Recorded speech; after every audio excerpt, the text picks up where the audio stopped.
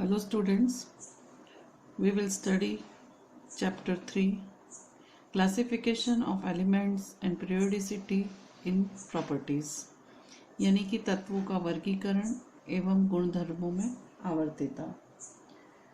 तो इस चैप्टर में हम पीरियोडिक टेबल यानी कि आवर्त सारणी का ऐतिहासिक विकास यानी उसका डेवलपमेंट कैसे हुआ है वो, modern periodic law, modern periodic table का स्टडी करेंगे। तत्वों का वर्गीकरण यानी क्लासिफिकेशन करना आवश्यक क्यों हुआ? क्योंकि इलेक्ट्रॉनिक विन्यास किसी भी परमाणु का हम ज्ञात कर चुके हैं, तो उन्हें हमें प्रॉपर वे में क्लासिफाइड करना आवश्यक था। इसलिए इस चैप्टर में हम तत्वों को कैसे क्लासिफाइड किया गया है, किस लॉज का अकॉर्डिंगली क्लासिफिकेशन हुआ है, ये सारी चीज़ें पढ़ेंगे। और इस चैप्टर में तत्वों के भौतिक और रासायनिक गुणों में आवर्ती प्रवृत्ति यानी पीरियोडिसिटी क्या है उसको भी हम स्टडी करेंगे। तो now we will start. Why do we need to classify elements यानी तत्वों का वर्गीकरण क्यों आवश्यक है? तो elements are the basic unit of all type of matter in 1800th century. Only 31 elements were known by 1865. The number of identified elements had more than doubled to 63. यानी कि एलिमेंट्स ये किसी भी तत्व का बेसिक यूनिट होता है, भौतिक इकाई होती है। 1800 की सदी में मात्र 31 एलिमेंट्स ज्ञात थे, लेकिन 1865 यानी 1865 में इन तत्वों की संख्या डबल से अधिक हो गई, यानी कि वो करीब हो गई थी 63। At present 114 elements are known of them. The recently discovered elements are man made. तो अभी तक 114 तत्व ज्ञात हैं, लेकिन कुछ मानव द्वारा बनाए गए हैं। Efforts to synthesise new elements are continuing with such a large number of elements it is very difficult to study individually the chemistry of all these elements and their innumerable compounds individually। तो अब तत्वों का synthesise यानी संश्लेषण करना लगातार continue है, लगातार चल ही रहा है। तो अधिक संख्या में तत्व ज्ञात हो चुके हैं और उन तत्वों का अलग अलग अभ्यास करना रसायन शास्त्र में बहुत ही मुश्किल है। इसलिए रसायन शास्त्र में इन सभी तत्वों को और इनके अनगिनत यौगिकों को इंडिविजुअली स्टडी कैसे किया जा सके, ये इसके बारे में चर्चा होने लगी। तो to easy out this problem scientist search for a systematic way to organise their knowledge by classifying the elements. तो इनका इंडिविजुअली अलग अलग अभ्यास करना बहुत ही मुश्किल था।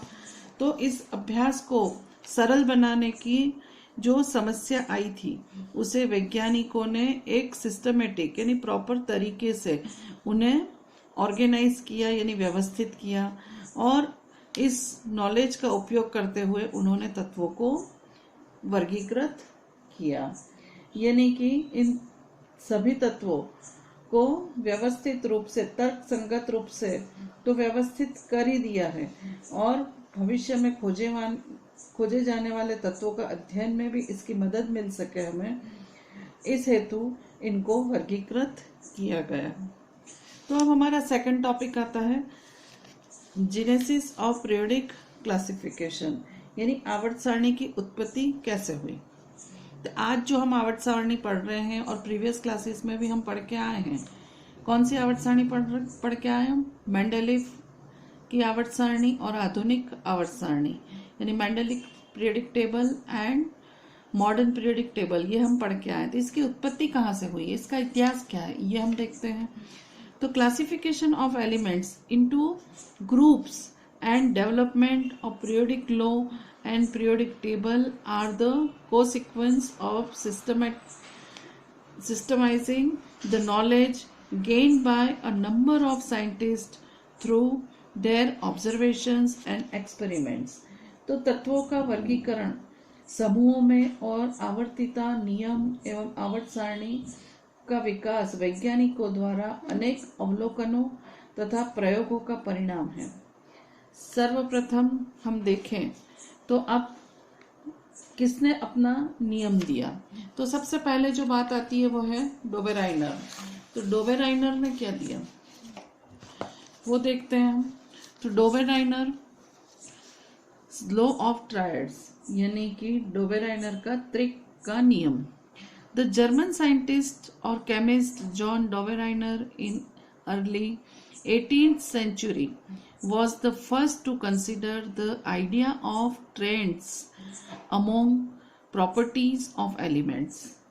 यानी कि जर्मन वैज्ञानिक जॉन डोबेराइनर ने सन 1800 के प्रारंभिक दशक में इस बात की ओर संकेत किया कि तत्वों के गुण धर्मों में निश्चित प्रवृत्ति होती है। By 1829 he noted a similarity among the physical and chemical properties of several groups of 3 elements, it means triads। तो उन्होंने 1829 में समान भौतिक एवं रासायनिक गुण वाले 3 तत्वों के समूह यानी त्रिकों की तरफ ध्यान आकर्षित किया। And according to this law of the 3 similar atoms, the atomic mass of the middle element is the average mean of the other 2 elements। तो उन्होंने क्या पाया, उन्होंने देखा कि प्रत्येक त्रिक में यानी ट्रायड्स में बीच में आने वाले तत्व का परमाणु भार शेष दोनों तत्वों के परमाणु भार के औसत मान के लगभग बराबर था। तो अब हम एग्जाम्पल देखते हैं यहाँ पे। लिथियम का परमाणु भार है 7 और तीसरा तत्व है पोटेशियम जिसका परमाणु भार है 39। इन दोनों के बीच में कौन आया है, सोडियम। तो अब सोडियम का 23 परमाणु भार कैसे आया है, तो लिथियम का 7 और पोटेशियम का 39, इन दोनों का एवरेज यानी डिवाइडेड बाय 2, तो एवरेज क्या आया है 23। तो बीच वाले तत्व का परमाणु भार इन दोनों का औसत परमाणु भार होता है। तो ये आपको समझ में आ गया है यहाँ पे। चलिए, तो ये त्रिक का नियम हो गया हमारा। इसके बाद में दूसरा नियम कौन सा आया, तो लॉ ऑफ ऑक्टेव्स यानी अष्टक का नियम। The English chemist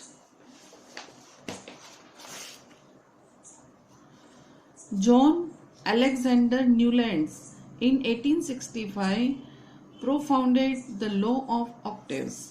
He arranged the elements in increasing order of their atomic weights and noted that every 8th element had properties similar to the first element।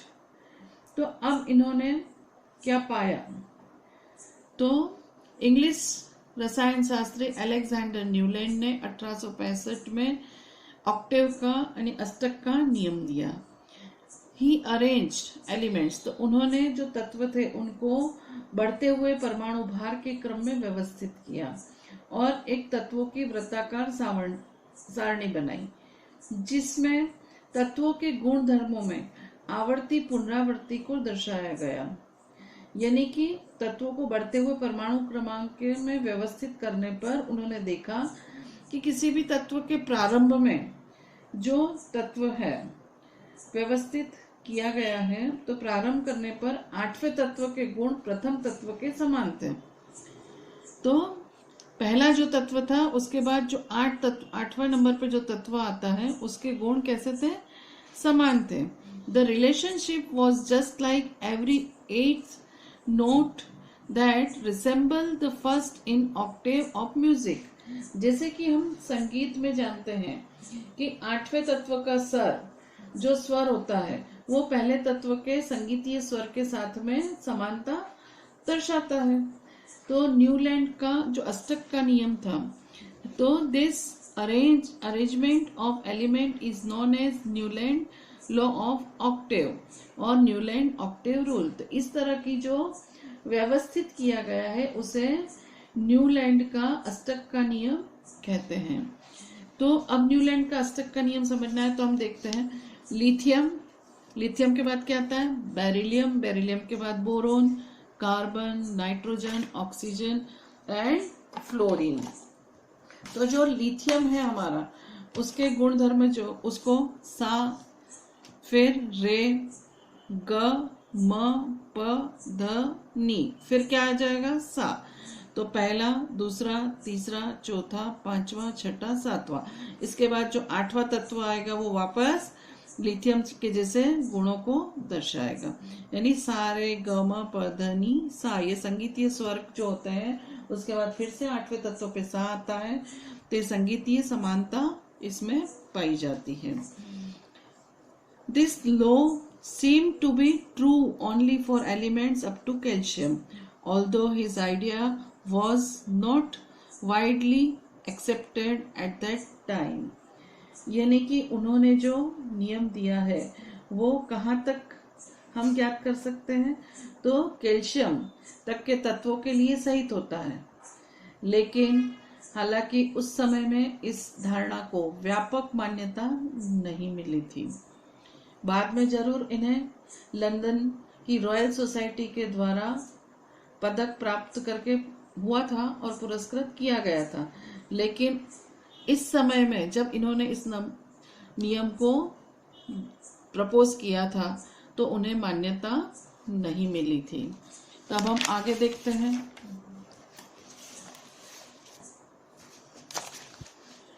The periodic law यानी कि आवर्त नियम।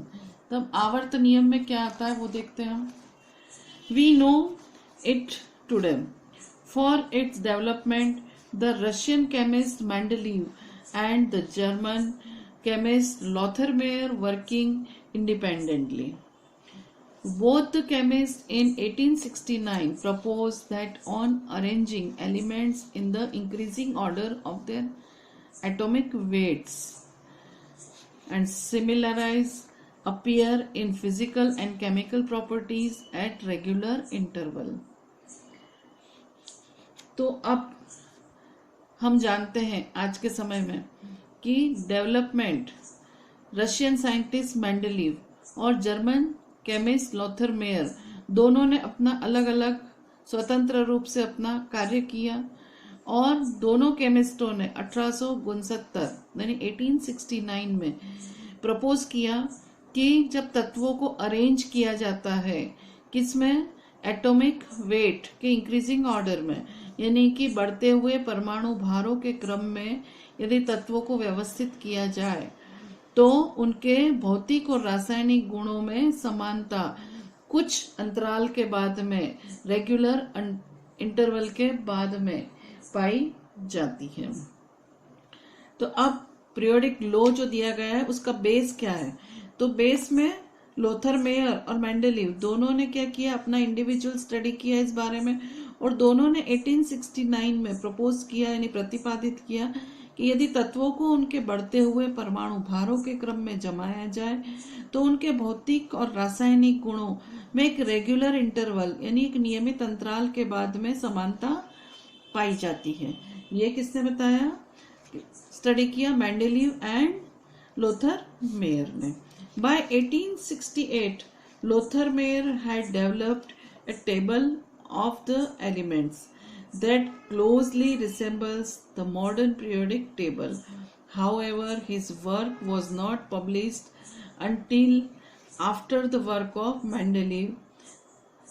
तो अब 1868 में लॉथर मेयर ने अपना एक टेबल विकसित किया, डेवलप किया तत्वों को व्यवस्थित करता हुआ, लेकिन वो जो डेवलप किया हुआ टेबल था वो आधुनिक आवर्त सारणी से काफी कुछ मिलता जुलता था, लेकिन उसके लोथर मेयर ने जो कार्य किया था उसे पब्लिश नहीं किया गया था। यानी प्रस्तुत नहीं किया गया था। कब तक नहीं किया गया? जब तक कि मेंडेलीव ने वर्किंग नहीं की। तो मेंडेलीव ने जब इसके बाद में वर्किंग करके the scientist who is generally credited with the development of the modern periodic table, तो उसके बाद में क्रेडिट किसको मिला है इसको विकसित करने के लिए? मेहनत किसने करी? लोथरमेयर ने। लेकिन उन्होंने इसको प्रकाशित नहीं किया। इसके अभाव में दूसरे वैज्ञानिकों ने इस पे डेवलपमेंट, इसको विकसित करके आधुनिक आवर्त सारणी के रूप में प्रस्तुत कर दिया।